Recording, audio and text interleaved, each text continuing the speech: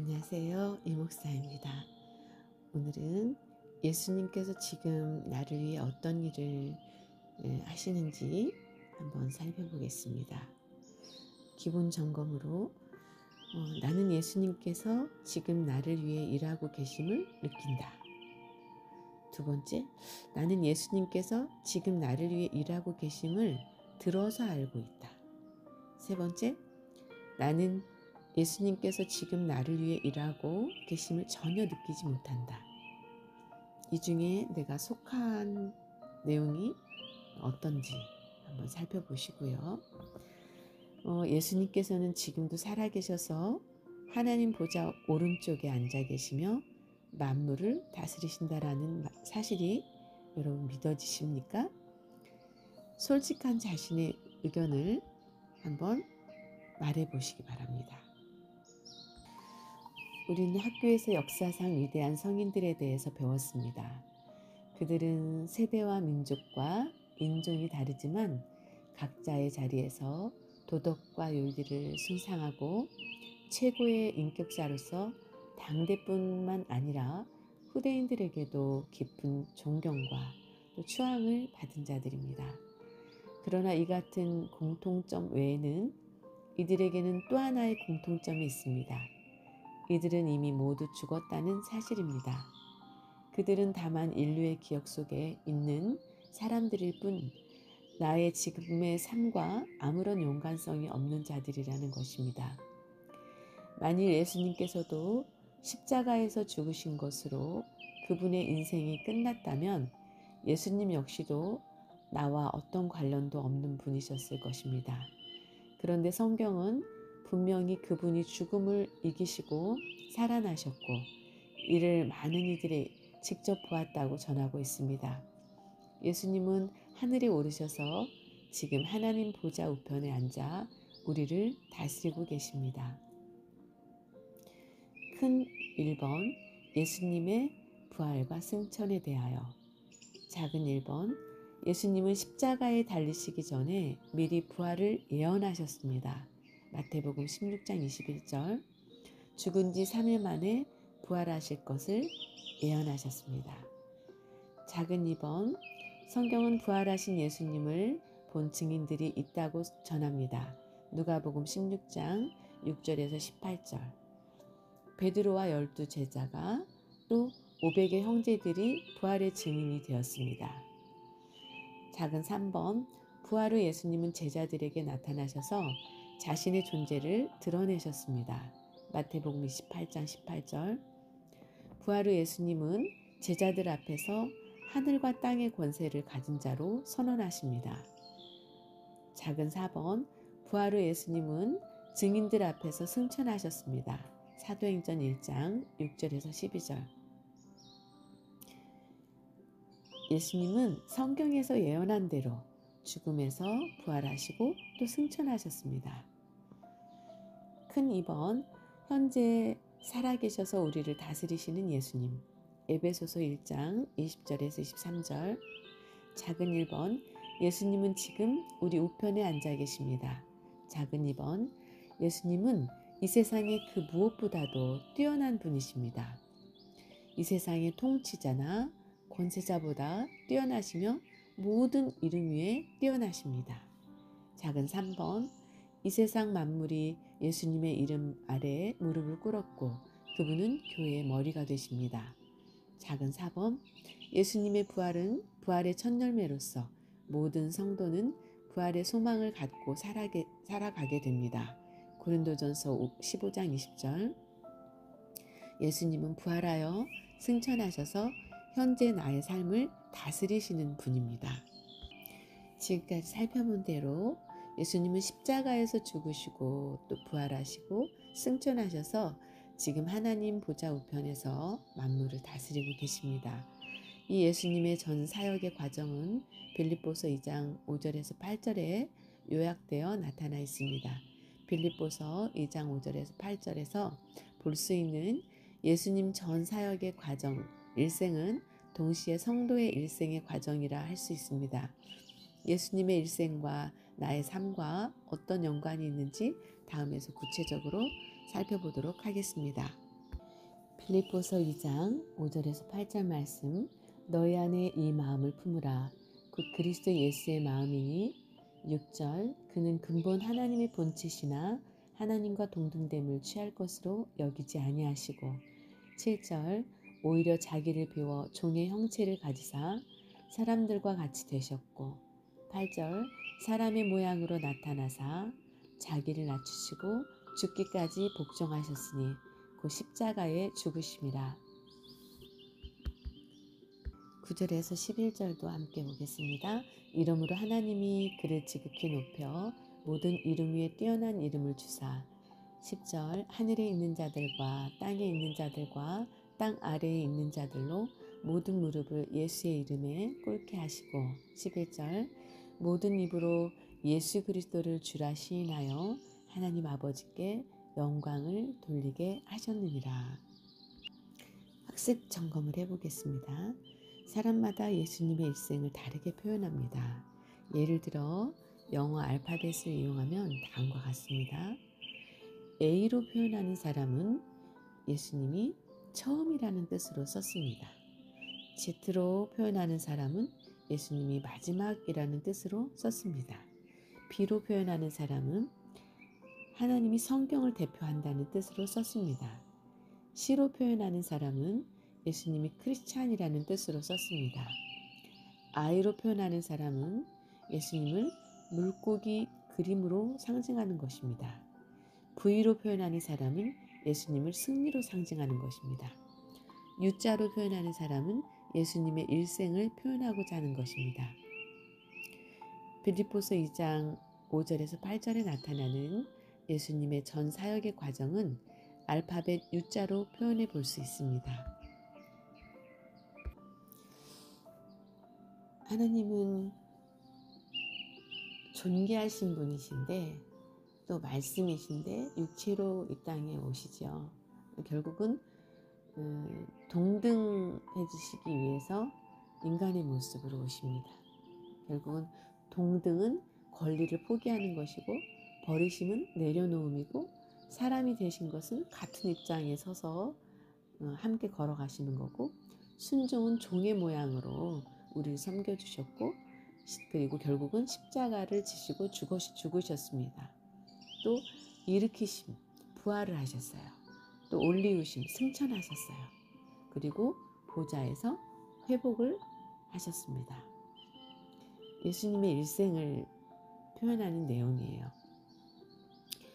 성도는 예수님의 죽으심, 부활하심, 승천하심, 다스리심의 일생을 쫓아 사는 삶을 살아야 합니다. 예수님의 일생을 다음과 같이 나의 삶에 적용해 보시기를 바랍니다. 첫째, 예수님께서는 본래 권능과 영광과 위엄에 있어서 성부 하나님과 본질적으로 동등하신 분이십니다. 그러나 그분은 하나님과 동등됨을 취하지 않으시고 자기를 비워서 비천한 인간의 모양으로 이 땅에 오셔서 십자가에 죽기까지 하나님 아버지께 순종하셨습니다. 하나님 아버지는 이렇게 순종하신 예수님을 죽음에서 일으키시고 하늘로 올려주사 아버지 보좌 오른쪽에 앉히시고 구원자와 심판자로서 권능과 영광과 위엄을 회복시켜 주셨습니다. 예수님은 우리가 죄인 되었을 때에 우리를 위해 기꺼이 자기의 기득권을 내려놓으시고 가장 비천한 모습으로 이 땅에 오셔서 가장 수치스러운 모습으로 죽으셨습니다. 나도 누군가를 위해 지금 내가 누리고 있는 것들을 다 버릴 수 있는가 한번 생각해 보시기 바랍니다. 또 두 번째, 예수님이 십자가에서 죽기까지 아버지의 뜻에 복종하시자 하나님께서는 예수님의 원래의 영광과 권능과 높으신 위엄을 회복시켜 주셨습니다. 나도 역시 못난 자아와 내가 놓고 싶지 않은 것들을 내려놓으면 하나님의 놀라운 선물을 받게 될 것입니다. 지금 내가 예수님처럼 하나님 아버지께 순종해야 할 부분은 무엇인가? 또 내려놓아야 할 나의 자아는 무엇인가? 한번 깊이 생각해 보시기 바랍니다. 큰 두 번째, 하나님께서는 자기의 모든 것을 던져 하나님의 뜻을 쫓아 예수님의 순종을 기뻐하셨습니다. 우리는 예수님의 이러한 삶을 통해 먼저 하나님께 순종하는 삶, 주권을 내려드리는 삶이 가장 귀한 것임을 배우게 됩니다. 왜 우리의 삶이 그렇게 힘든 것일까요? 그것은 우리가 자아를 너무 사랑해서입니다. 그래서 인간은 언제나 자기의 방법과 계획으로 이 세상을 살아가려 하고 합니다. 내 힘으로 이 세상을 능히 살아갈 수 있다는 생각은 올바른 생각이 아닙니다. 인간이 가진 지식, 또 감정, 의지는 완전하지 못하여서 분별력을 상실하고 방향을 잃을 때가 많습니다. 하나님은 이렇게 불완전한 자신을 의지하고 이 세상을 살아보겠다고 안간힘을 쓰는 인간들을 보며 몹시 가슴 아파하십니다. 하나님께 나의 자아를 내려놓으십시오. 하나님께 내 인생의 주권을 내드리십시오. 그러면 전능하신 하나님, 나를 지극히 사랑하시는 하나님이 나의 인생을 바른 길로 인도하시고 책임져 주실 겁니다. 세 번째, 아직도 마음 깊은 곳에서 나를 내려놓지 못한 것이 있습니까? 이것만은 주님 제발 건드리지 마세요라고 여전히 담을 굳게 치고 깨뜨리지 못한 나의 자아가 있습니까? 하나님, 저는 깨어지기 싫습니다. 또 상처받기 싫습니다. 내 체면도 좀 생각해 주세요. 나도 사람들 앞에서 우쭐해지고 싶습니다. 이런 것들 적당히 누리면 좀 안 될까요? 그런데 하나님께서는 단호하게 말씀하십니다. 내 안에 내가 너무 크면 내가 들어갈 수 없단다. 나는 너에게 정말 가장 좋은 것을 주고 싶단다. 그것은 바로 나 자신이다. 그런데 지금 내 안에는 내가 너무 커서 내 자리가 없구나. 나를 얻기 위해서는 내가 잡고 있는 것들을 깨뜨려야 한단다. 갈라디아서 2장 20절. 내가 그리스도와 함께 십자가에 못 박혔나니 그런즉 이제는 내가 사는 것이 아니요 오직 내 안에 그리스도께서 사시는 것이라. 이제 내가 육체 가운데 사는 것은 나를 사랑하사 나를 위하여 자기 자신을 버리신 하나님의 아들을 믿는 믿음 안에서 사는 것이라. 예수님이 나의 삶을 온전히 주관하시도록 나를 비우십시오. 지금도 그분은 나의 마음의 문을 두드리고 계십니다. 계시록 3장 20절. 볼지어다 내가 문 밖에 서서 두드리노니 누구든지 내 음성을 듣고 문을 열면 내가 그에게로 들어가 그와 더불어 먹고 그는 나와 더불어 먹으리라. 여러분, 네 번째, 예수님이 내 인생의 주인 되는 삶은 어떤 모습일까요? 다른 종류의 삶과 대조하여 설명하겠습니다. 작은 1번, 내가 주인 되는 삶, 육의 인간, 고린도전서 2장 14절, 비그리스도인을 설명하고 있습니다. 육에 속한 사람은 하나님의 성령의 일들을 받지 아니하나니 이는 그것들이 그에게는 어리석게 보이며 또 그는 그것들을 알 수도 없나니 그러한 일은 영적으로 분별되기 때문이라. 그런 사람의 특징은 하나님과의 관계, 교제가 전혀 없습니다. 모든 결정권은 나에게 있다고 생각하는 사람입니다. 십자가는 예수님은 밖에 계시고 내가 삶의 주인이라고 생각하면서 사는 사람이죠. 작은 2번, 불완전한 주인 의식을 가진 삶, 육에 속한 그리스도인, 고린도전서 3장 1절, 자아 중심의 사람을 묘사하고 있습니다. 형제들아, 내가 신령한 자들을 대함과 같이 너희에게 말할 수 없어서 육신에 속한 자, 곧 그리스도 안에서 어린아이를 대함과 같이 하노라. 2절, 내가 너희를 젖으로 먹이고 밥으로 아니하였노니 이는 너희가 감당하지 못하였음이거니와 지금도 못하리라. 너희는 아직도 육신에 속한 자로다. 너희 가운데 시기와 분쟁이 있으니 어찌 육신에 속하여 사람을 따라 행함이 아니리요. 동그라미 안에 나의 삶의 반경 안에 예수님이 계셔요. 그러나 내가 중심이고 예수님을 내려놓는, 내려놓은 상태죠. 그 특징은 하나님과의 관계는 있지만 교제는 거의 없어요. 결정권이 수시로 바뀌는 거죠. 작은 세 번째, 예수님이 주인인 삶, 영에 속한 그리스도인. 고린도전서 2장 15절, 그리스도 중심의 사람을 묘사하고 있습니다. 신령한 자는 모든 것을 판단하나 자기는 아무에게도 판단을 받지 아니하느니라. 이런 사람은 자기의 삶에서 가장 중심이 되는 게 하나님이에요. 예수님. 그리고 나는 항상 낮은 자대로 순종하면서 사는 사람이죠. 하나님과의 관계, 교제가 충만하죠. 특징이 결정권은 온전히 예수님께 있어요. 이상의 세 종류의 삶을 보며 무엇을 느끼십니까? 나는 어떤 종류의 삶을 선택하고 살고 있을까요? 불완전하고 미성숙한 인간이 주인된 삶을 선택하고자 하는 사람은 아마 없을 것입니다.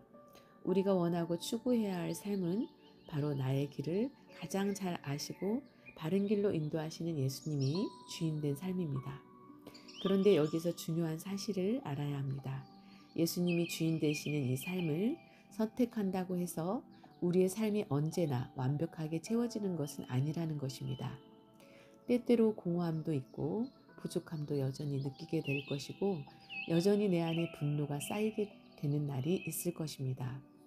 그렇기에 우리는 수시로 예수님을 내 마음의 주인의 자리에 올려드려야 하는 것입니다.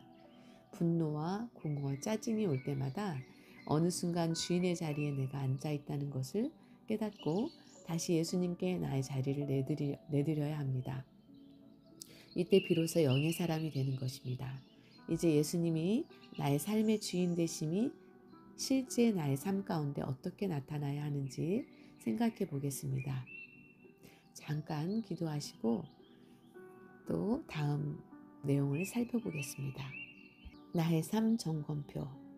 너는 너 마음을 다하여 여호와를 신뢰하고 내 명철을 의지하지 말라. 너는 범사의 그를 인정하라. 그리하면 내 길을 지도하시리라. 잠언 3장 5절에서 6절 말씀. 기도한 후에 성령님이 주시는 지혜를 따라 내 안에 여전히 내려놓지 못하는 자아가 무엇인지 구체적으로 적어보시기 바랍니다. 계속 내려놓기를 거부하는 것이 있다면 회개하고 결단 후에 내어드리기 바랍니다. 내가 지금 겪고 있는 많은 관계의 단절을 회복하려면 완전히 나의 자아를 비워야 합니다. 예를 들어서 불순종, 또 내 안의 상처, 누군가에게도 준 상처, 원망, 분노, 미움, 정욕, 탐심, 또 아집 등. 유년 시절에 나는 하나님과의 관계는 어떠했을까요? 또 윗사람과의 관계는 어떠했을까요? 부하, 직장 동료와의 관계는 또 어떠했을까요? 친구와의 관계, 또 가족과의 관계, 청소년 시절 하나님과 관계, 윗사람과의 관계, 또 친구와의 관계, 가족과의 관계, 또 직장 동료들과의 관계. 유년 시절부터 청년 시절, 중년 시절, 노년 시절까지 한번 그 관계성을 한번 깊이 생각해 보시기 바랍니다. 그 관계 속에서 나는 어떤 사람이었는지.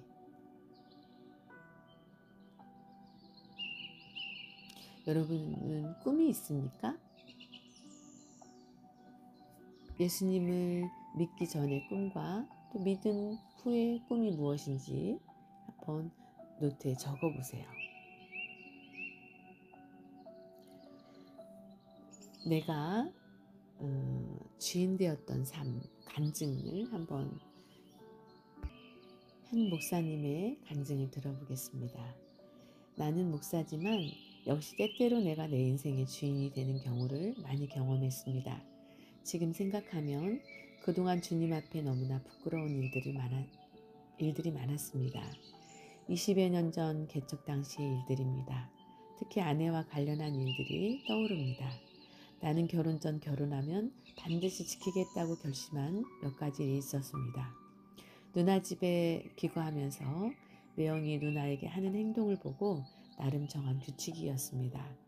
누나에게 결혼 전에는 그토록 구애하던 매형이 결혼 한 달 만에 누나에게 소리를 지르고 물건을 집어던지고 몸으로 밀치는 것을 보면서 정말 엄청난 충격을 받았습니다. 결혼 전 그토록 누나를 사랑하던 매형은 어디로 가버렸는지 결혼 후 매형은 딴 사람이 되어버린 것 같았습니다. 지금은 매형을 진심으로 존경하고 감사하는 마음을 갖고 있습니다. 그러나 그때 나는 결혼하면 정말 나의 아내에게 절대로 이런 행동을 하지 않겠노라 맹세했습니다. 그런데 웬걸요. 나는 결혼식 당일부터 별일 아닌 걸로 아내에게 소리 지르는 남편이 되어 있었습니다. 부부싸움을 하다가 물건도 던지게 되고 어느새 나도 아내를 몸으로 밀치는 나쁜 남편이 되어 있더라는 것입니다. 나는 참 좋은 인격을 가졌다고 생각하고 했고 남들도 그리 보아주었는데 어느 순간 본성이 드러나는 나를 보면서 인간의 다짐이나 결심이 참으로 별것이 아님을 깨닫게 되었습니다. 결혼한 지 10여 년이 지난 어느 날이었습니다. 교회는 성장하지 못하고 생활도 어려워 8평 방에서 아이들과 내 식구가 4평에 움직일 수 있는 공간에서 살고 있던 때였습니다. 어느 날 생활에 지친 아내가 화난 태도로 나를 부르더니 더 이상 이대로 살 수 없으니 이혼하자고 말하는 것이었습니다. 10년 전과 당신은 하나도 달라진 것이 없어 라는 말과 함께 나는 그즈음 특별히 잘못한 일도 없는데 갑자기 이혼하자고 소리치는 아내를 이해할 수 없었습니다. 아내는 이것이 하루 이틀의 일이 아니라 그동안 쌓아왔던 불만이 터져나온 것이었을 텐데 나는 당시 아무런 생각도 할 수 없었고 다만 아내가 야속할 뿐이었습니다. 나는 소리치는 아내를 뒤로하고 혼자 분을 사기러 밖으로 나와 창가에 서서 한창을 밖만 바라보았습니다. 답답한 마음, 우울하고 짜증나고 주체할 수 없는 감정을 어찌할 줄 몰라 그 자리에 한없이 서 있었습니다. 그러다 나는 조용히 방으로 들어갔습니다. 그리고 인기척이 나도 쳐다보지도 않고 등을 보이며 울음을 사귀고 있는 아내를 가만히 안아주었습니다. 그리고 이렇게 말했습니다. 여보, 내가 10년 후에는 꼭 다른 남편이 되어 있을 거야. 용서해줘. 그러자 아내가 엉엉 소리내어 울며 내게 미안하다고 말하는 것이었습니다. 이 모든 일이 어떻게 가능한 것일까요? 내가 주인이 되었을 때 나는 나의 아내의 마음을 돌아보지 못했고 모든 것을 아내의 탓으로 돌렸고 아내를 이해할 수 없었습니다. 그러나 예수님이 내 마음을 만지는 순간 나는 나의 모든 것이 내 잘못임을 깨닫게 되었습니다. 그 순간 아내의 아픔이 보였습니다. 아내가 이해되었습니다. 내가 갖고 있는 내 오랜 잘못된 생각과 습관과 고정관념을 내려놓는 순간 일어난 일이었습니다. 삶의 변화의 원리, 나는 아내와의 이 사건을 계기로 삶의 변화에 큰 관심을 갖게 되었습니다. 삶의 변화의 필요성을 많이 듣고는 있지만 정작 우리의 삶은 10년 전과 비교하여 별로 달라진 것이 없는 것이 사실입니다. 이런 식이라면 10년 후의 삶도 변화를 보장할 수 없습니다. 그렇다면 성도의 삶의 변화는 불가능한 것일까요? 아니요, 물론 가능합니다. 거기에는 아주 중요한 원리가 있습니다. 대전제는 나는 과거로부터 와서 사는 자인가 아니면 미래로부터 와서 사는 자인가를 인식하는 것입니다. 과거로부터 와서 오늘을 사는 자는 결과주의자입니다. 그는 결과를 중시하는 자이기 때문에 10년 전이나 지금이나 또 미래에도 그 변화를 기대할 수 없습니다. 왜 그렇습니까? 결과주의란 항상 과거의 실적을 중시하여 그것을 기준으로 삼아서 목표를 정하고 과거의 방법대로 일을 진행하기 때문입니다. 그에게는 과정이 중시되지 않습니다. 항상 지금 보이는 결과만 중시하는 거죠. 오늘날 대부분의 그리스도인의 삶이 바로 이렇게 삶의 변화를 기대할 수 없는 것입니다. 그러나 미래로부터 와서 사는 자는 과정을 중시하는 자입니다. 그가 중시하는 것은 과정이기에 항상 미래의 목표를 세우고 그것을 이루기 위해 현재 자신의 삶 속에서 새로운 과정과 방법을 적용하며 살아갑니다. 그는 미래에 있을 나의 모습을 중시하며 살기 때문에 늘 새로운 삶을 꿈꾸며 살아가게 됩니다. 성경은 믿음은 바라는 것들의 실상이요. 히브리서 11장 1절라고 말씀하고 계십니다. 믿음을 가진 자들은 미래에 바라는 것들을 오늘 내 삶의 현장에서 적용하며 살아갑니다. 그들은 하나님이 자신의 삶에 함께 하심으로 미래의 목표를 이루는 과정에서 새롭게 변화시키고 완전하게 하실 것을 알고 있습니다. 그러므로 비록 그 과정 속에서 연약하여 넘어지고 보기 흉한 모습을 보인다 할지라도 문제 삼지 않습니다. 하나님만 의뢰하면 하나님이 고치시고 완전하게 바꿔주시고 변화시켜 주실 것을 믿기 때문입니다.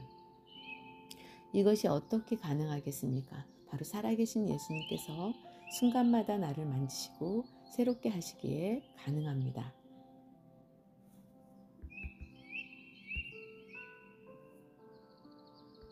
우리는 서로 부족합니다.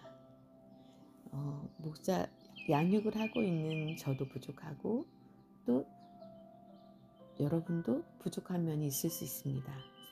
그러나 하나님이 우리에게 약속하신 것들을 기억하고 또 하나님이 우리의 부족함을 잘 알고 계시기 때문에 우리의 마음과 우리의 영혼과 우리의 육체를 어루만져 주시고 사랑으로 돌보아 주셔서 우리가 반드시 성숙한 하나님의 자녀가 되게 해주실 겁니다. 말씀을 깊이 묵상하고 기도하는 가운데에 어느 사이엔가 그게 습관이 되어서 항상 이렇게 노력할 때에 기도하면서 노력할 때에 하나님께서 어느 사이에 소원의 항구까지 다다르게 해주실 줄로 저희들은 믿습니다.